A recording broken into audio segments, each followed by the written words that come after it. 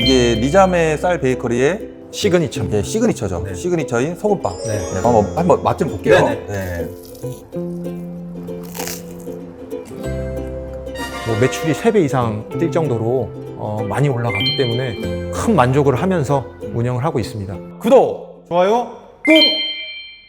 건강하고 행복한 시니어의 삶을 연구하는 더 놀자 시니어 TV의 아들 락장군입니다. 엄마 아빠 밤새 별거 없으셨죠? 퇴직을 앞두고 나도 한번 카페 창업을 해볼까? 이런 고민을 해보신 분이 한 번쯤은 있었을 것 같아요. 그런데 막상 해보려니까 어때요? 상권 분석부터 창업 비용까지 아마 이 막막하셨던 부분들이 많다 보니까 주춤하시거나 아마 또 중도에 포기하셨던 분들도 많이 계셨을 거라고 생각이 들어요. 그래서 오늘은 그런 엄마 아빠들이 고민했던 부분들을 해결해 주실 만한 전문가를 제가 모시고 왔습니다. 이 빵의 대표적인 주 원료가 바로 밀가루인데요. 밀가루 대신 쌀로 맛있고 또 건강까지 챙긴 그런 빵을 만들어서 인천을 사로잡은 리자메 쌀 베이커리의 김민성 대표님을 모셨습니다. 대표님 안녕하세요. 안녕하세요. 인천 미추홀구 관교동에 위치한 리자메 쌀 베이커리를 운영하고 있는 김민성입니다. 저희 리자메 쌀 베이커리는 국산 쌀가루로 다양한 빵과 디저트를 만드는 특별한 동네 빵집이라고 보시면 됩니다. 이 리자메 쌀 베이커리의 뜻, 어원에 대해서 한번 좀 설명 좀 해주실 수 있을까요? 리자메 쌀 베이커리는 리씨성, 그러니까 우리나라로 따지면 이씨성을 가진 두 자매가 운영을 하고 있고요. 좀 재밌게 표현하려고 리자메라는 이름을 붙였습니다. 자매라고 하면 좀 친근한 느낌이 들잖아요. 그래서 좀 가족적이고 친근한 동네 빵집을 좀 표방하고자 리자메 쌀 베이커리라고 지었습니다. 되게 정말 친근감도 있고 이름을 너무 잘 지신 것 같아요. 그 이름은 누가 지신 거예요? 두 자매가 지었죠. 두 자매가. 두 자매가 네. 뭐 자기네 이름을 걸고 조금 제대로 되니까 신뢰성을 좀 기반으로 한 브랜드 네이밍이 어떨까 했고, 뭐 우리 이름을 걸고 하니까 그만큼 고객들이 더 신뢰를 보내주지 않을까라는 생각에서 리자메 쌀 베이커리라고 이름을 지었습니다. 창업을 하시게 된 시기는 언제쯤이실까요? 대략 2020년에 준비를 하게 됐고요. 두 자매 모두 직장인이었어요. 직장인인데 여러 이제 취미 생활을 하다가 앙금 플라워를 배우게 됐고요. 그 앙금 플라워를 배우는 과정에서 떡에 관심을 되게 많이 갖게 됐어요. 그러면서 창업을 계속 얘기를 하더라고요. 그래서 제가 오랜 기간 동안 이제 프랜차이즈 업계나 이런 쪽에서 있다 보니까 뭐 여러 가지 자문을 좀 구했었고요. 한번 준비를 해보면 어떨까 할 때 떡이 과연 대중성이 있겠냐라고 제가 좀 의문을 제기했었고요. 빵으로 좀 변경을 하게 됐어요. 근데 빵 중에서도 밀가루 빵이 아니라 쌀빵을 해보면 어떨까라는 시작점에서 출발을 하게 돼서 창업을 진행을 하게 되었죠. 그러면 약 한 5년 정도? 9월이 되면 만 5년이 됩니다. 그러면 이 리자메와 대표님과의 관계는? 리자매 중에 동생의 남편, 그렇죠. 그리고 저희 처형, 이제 처형과 저희 이제 와이프가 운영을 하는 거죠. 저 같은 경우는 리자메 쌀 베이커리를 처음 이제 기획할 때부터 컨셉 잡고 뭐 전반적인 운영을 어떻게 할 건지에 대한 이제 컨설팅을 해줬었고요. 지금은 이제 운영을 하는 방식, 그 다음에 운영을 하는 데 있어서 뭐 행사 기획이라든지 인력 교육 같은 그런 부분들을 제가 담당을 해서 운영을 하고 있습니다. 대표님 아까 처음에 얘기했었을 때 이렇게 직장 생활 하시다가 이 베이커리, 떡 이런 창업을 한번 생각했다가 지금 하신 거잖아요. 이 대표님께서는 과거에 또 어떤 일을 하셨고 하고 계시는지가 좀 궁금해요. 저는 2007년부터 직장 생활을 했어요. 그래서 CU라는 이제 편의점 기업에서 이제 시작을 했고요. 19년째 지금 프랜차이즈 쪽 아니면 뭐 상권 분석 쪽 관련된 일을 지금까지도 하고 있습니다. 19년 정도 된 것 같은데요. 그 오랜 시간 동안 경험을 좀 쌓다 보니까 여러 창업 관련된 부분에 공부도 하게 됐고 경험도 하게 됐고요. 그런 경험을 기반으로 해서 저희 리자메가 창업을 하려고 했을 때 많은 도움을 줬었죠. 그래서 그런 경험을 또 토대로 얼마 전부터는 머니가이즈라는 유튜브 채널도 운영을 하고 있어요. 그러니까 뭐 창업을 고민 중이신 분들한테도 좋은 정보를 좀 제공하려고 하고 있고요.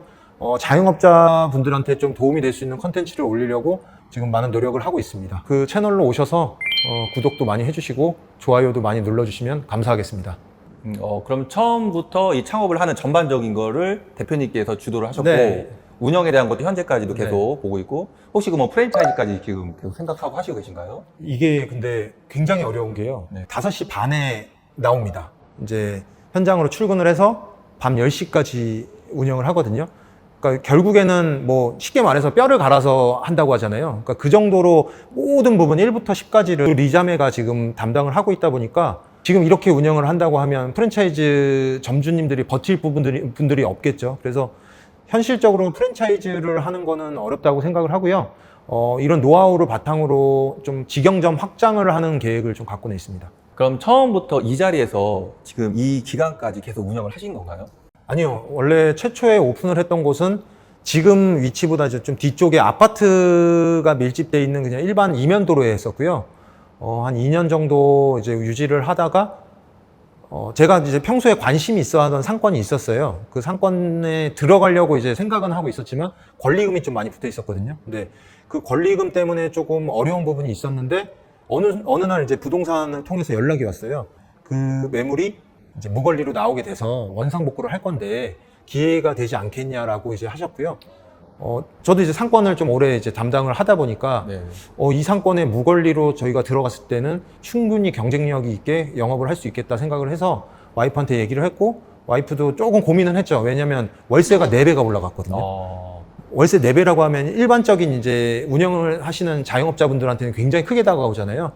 그래서 좀 처음엔 주저를 했는데요. 제가 이제 과감하게 지금 상권에서도 어느 정도 경쟁력은 받지만 매출의 한계가 있으니까 정말 제대로 된 곳을 가서 한번 제대로 해보면 어떻겠냐고 설득을 하게 됐고 이제 진행을 하게 됐습니다. 뭐 매출이 3배 이상 뛸 정도로 많이 올라갔기 때문에 큰 만족을 하면서 운영을 하고 있습니다.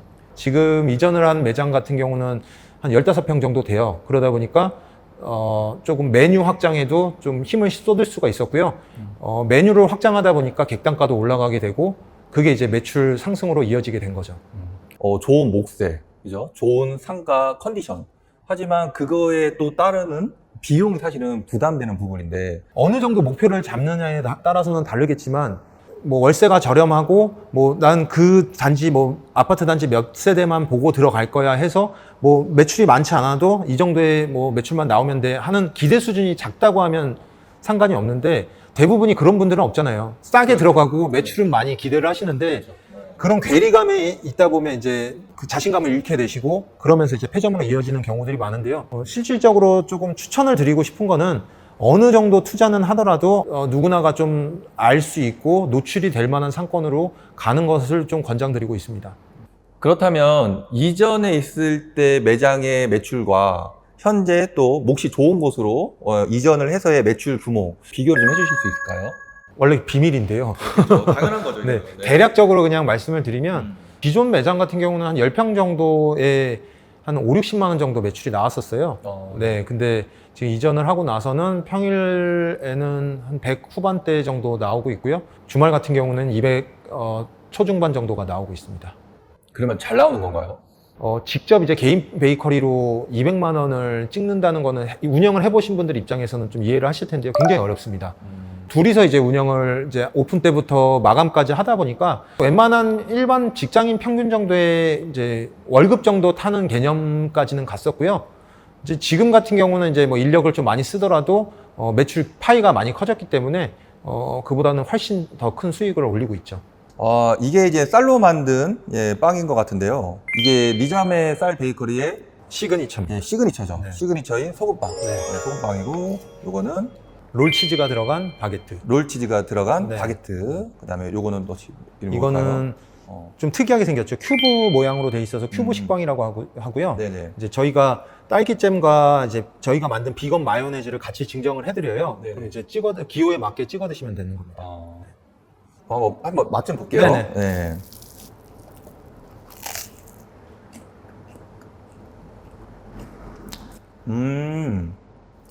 와, 이거 진짜 맛있는데요? 엄마, 아빠, 이거 드시고 싶죠? 아니, 쌀로 만들었는데, 저는, 좀 되게 빡빡하거나, 이 밀가루에 비해서, 좀 되게 맛이 좀 덜할 거라고 생각했는데, 전혀 그렇지 않습니다. 진짜 맛있는데요? 쌀빵이 저희가 시작을 할 때는 되게 대중적이지는 않았어요. 근데 지금은 이제 많이 활성화가 되면서 이제 쌀빵을 판매하는 곳들이 많이 늘어났는데요. 그때 당시만 해도 뭔가 차별화를 좀 갖고 싶었어요. 그러니까 제가 뭐 강의를 나가거나 아니면 뭐 자영업 컨설팅을 할 때 가장 강조를 하는 부분이 차별화거든요. 그러니까 즉 셀링 포인트라 그래서 우리가 판매하는 포인트가 뭐냐를 굉장히 강조를 많이 해요. 근데 뭐 일반 빵집을 만약에 오픈을 한다고 했을 때 파리바게뜨나 뚜레쥬르가 있는데 거기 옆에다가 밀가루 빵을 판다고 하면 아무 경쟁력이 없잖아요. 그래서 빵을 팔더라도 조금 차별화된 요소를 갖고 해라 이렇게 권유를 했었고요. 그때 찾았던 게 이제 쌀빵, 그러니까 쌀로 만든 빵을 만들자.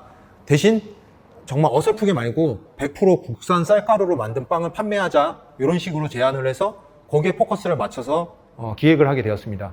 이런 베이커리 창업을 조금 이렇게 꿈꾸시는 분들이 이 쌀이라는 소재는 또 되게 하고 싶지만 되게 어떻게 배울 수 있을까? 약간 좀 이런 부분도 되게 걱정이 될 것 같아요. 저희 그 두 자매 같은 경우는요, 지역별로 또 유명한 베이커리들을 운영하시는 분들이 있어요. 그럼 예를 들어서 카테고리별로 많이 배우러 다녔어요. 네. 식빵을 전문적으로 유명한 베이커리가 있으면 식빵을 배워서 매장에 접목을 했고요. 깜빠뉴가 유명한 매장의 경우는 또 깜빠뉴를 배워와서 매장에 또 접목을 했고요. 이런 식으로 지금 운영하고 있는 카테고리 내에서 유명한 베이커리에서 운영하는 뭐 원데이 클래스라든지 교육들이 있어요. 그런 곳을 다니면서 습득을 해서 매장에 계속 접목을 시켰죠. 저희 이제 두 자매 같은 경우는 이렇게 정형화된 틀보다는 특이하고 조금 트렌디한 빵을 만들어서 좀 제공을 하고 싶어하는 마음이 컸기 때문에 일부러 한 곳에 정착을 하는 게 아니라 그 카테고리별로 유명한 베이커리들을 찾아다니게 된 거죠.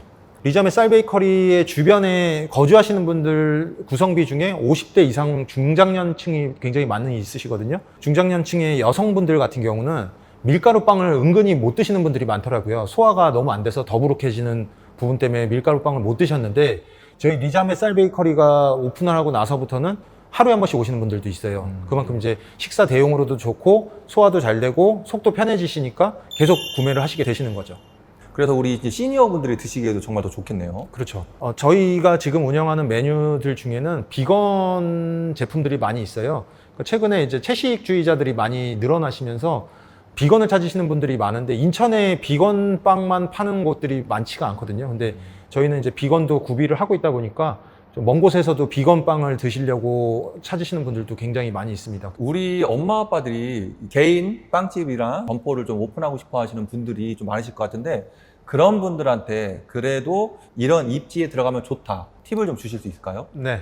가장 먼저 봐야 될 부분은 뭐니 해도 유동인구겠죠. 유동인구를 보실 때는 그 유동인구의 특성을 봐야 됩니다. 내가 하려고 하는 매장, 입지, 상권에 어떠한 유동인구들이 왔다 갔다 하는지를 우선 봐야 되고요. 두 번째로는 배우가 중요합니다. 베이커리의 경우에는 대부분이 한 11시 정도에 오픈을 하는 경우가 많아요. 11시에 오픈을 해서 점심 장사를 하고 솔드아웃이 되면 끝나는 경우가 많지만 그게 안 됐을 경우에는 저녁 시간대까지 판매가 이루어지거든요. 그렇기 때문에 낮 시간대 어느 정도 판매가 되느냐가 중요해요. 그래서 가장 좀 강조드리고 싶은 부분은 쉽게 말씀드려서 지도를 놓고요. 하려고 하시는 입지에 점을 찍습니다. 그리고 반경 300m를 기준으로 했을 때 2000세대가 넘으면 괜찮은 상권이라고 보시면 됩니다. 300m 정도는 사람들이 좀 걸어와서 좀 구매할 수 있는 범위라고 베이커리의 경우에는 생각을 하거든요. 그 부분이 좀 전제가 돼야 되고 추가로 우리 매장을 이용할 수 있는 주변의 구성물들을 봐야 됩니다. 그러니까 시설물들을 봤을 때 낮 시간대 이용 빈도가 높은 업종이 운영 중에 있으면 굉장히 좋은 상권이라고 보시면 됩니다. 예를 들면 병원이라든지 아니면 은행이라든지 네. 이런 부분들은 낮 시간대에도 많이 이용들을 하시잖아요. 그렇기 때문에 이런 시설물들이 같이 어우러져 있으면 조금 성공할 가능성이 높다고 보시면 돼요. 그리고 퇴근길 동선을 물고 있으면 굉장히 좋습니다. 예를 들어서 지하철역이 있는데 이 지하철역에서 내렸을 때 주거지로 들어가는 동선상에 있으면 굉장히 좀 좋은 매장이라고 보시면 돼요. 왜냐하면 낮 시간대에 솔드아웃이 돼서 영업이 끝났다고 하면 가장 이상적이긴 하겠지만 당일 판매를 해야 되는 베이커리의 특성상 그게 안 됐을 경우에는 저녁 시간대도 판매가 이루어져야 되거든요. 근데 직장인들의 경우에는 집에 들어가는 길에 식사를 못 하는 경우에는 또 빵을 대체를 할 수도 있고요. 그리고 다음날 아침에 또 아침 식사용으로 빵을 드시는 경우도 많아요. 그렇기 때문에 퇴근길 동선에 물려있는 입지라고 하면 내점 가능성이 크고요. 그렇게 됐을 경우에 솔드아웃으로 이어질 수 있게끔 저녁 판매량을 좀 끌어올릴 수 있는 부분이 또 해결이 될 수가 있습니다. 그리고 마지막으로는 동네 베이커리라고 해서 동네 주민들을 대상으로만 하는 건 아니라고 생각을 해요. 리자메 쌀 베이커리의 경우에도 처음에는 동네 주민들이 이용을 했지만 지금은 차량을 가지고 오시는 분들이 상당히 많거든요. 차량 주차가 되는 입지를 꼭 선정을 하셔야 됩니다. 우리 엄마 아빠들이 이 베이커리라는 업종을 선택을 하실 때 그래도 마지막에 또 고민하는 좀 포인트가 이런 거일 것 같아요. 이거 빵 남으면 어떡하지? 아마 그런 고민을 하실 것 같은데 과연 이 빵 남은 거 정말 솔드 아웃 되면 너무나 아름다운 그림이긴 한데 이 빵이 많이 남았어요. 그러면 이거 어떻게 해야 돼요? 저희 리자메 예를 들면요. 처음에는 굉장히 많이 남았었죠. 왜냐면 이 매출이 어느 정도가 나올지 모르기 때문에 그렇죠. 계속 만들어서 이제 판매를 하는데 처음엔 당연히 자리 잡기 전까지는 폐기가 많이 나올 수밖에 없거든요. 저는 그때 적극적으로 빵을 좀 나눠드리라고 좀 말씀을 드렸어요. 그래서 쌀빵의 매력이 어떤지도 한번 느껴보시라고 주변 뭐 상가 아니면 뭐 고객으로 오신 분들한테도 증정으로 좀 많이 드리게끔 유도를 많이 했어요. 당연히 이제 끝물에 이제 마감 시간 임박해서 드리면 그렇게 좋아하진 않으세요. 근데 이제 처음에 어느 정도 빠져줘야 되는데 그 빵이 많이 남아있다. 그러면 적극적으로 오후 시간대부터 고객들한테 그리고 주변 상가를 운영 중인 뭐 자영업자분들한테 많이 나눠주라고 했거든요. 그럼 그런 분들은 맛있으면 소개를 하고요. 또 소개가 이루어지다 보면 입소문이 나게 되고 그게 또 매출도 활성화를 하는데 좀 기여를 할 수가 있거든요. 그래서 빵이 남는 거에 대해서 고민을 하신다고 하면 그 부분은 제가 말씀드린 걸로 풀 수가 있고요.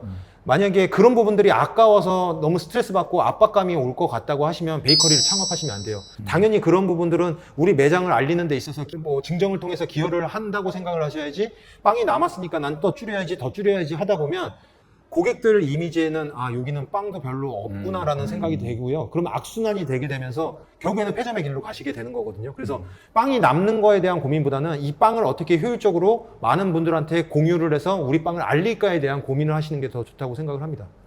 그러니까 사실상 오늘 제일 중요한 포인트가 되지 않았나 그런 생각을 해보는 게 이 대부분의 자영업자, 초보 자영업자들이 지금 실수하는 부분들이 바로 이런 부분인 것 같아요. 로스에 대한 부분을 관리하고자 소극적인 플레이에 의해서 그냥 마치 줄인 거에 대한 만족감만 가지시는 것 같은데 오히려 그게 아니라 좀 더 적극적으로 해서 주변한테 홍보도 하고 사실상 그게 나의 어떤 일종의 홍보비, 투자비로도 봐야 되는데 마치 그거 줄이기만 하면 오늘은 뭔가 많이 아꼈다 이렇게 판단하시는 분도 좀 덜어 계시는 것 같은데 이 창업을 하시는 분들한테는 이런 부분들이 가장 중요한 마인드 교육이 되지 않을까 좀 그런 생각을 해보게 됩니다. 엄마 아빠 오늘 영상이 어떻게 많이 도움이 되셨나요? 이 락장군은 다음에도 우리 엄마 아빠들에게 아주 유익한 정보를 가지고 다시 찾아오도록 하겠습니다. 오늘 영상이 좋으셨다면 구독, 좋아요, 꾹!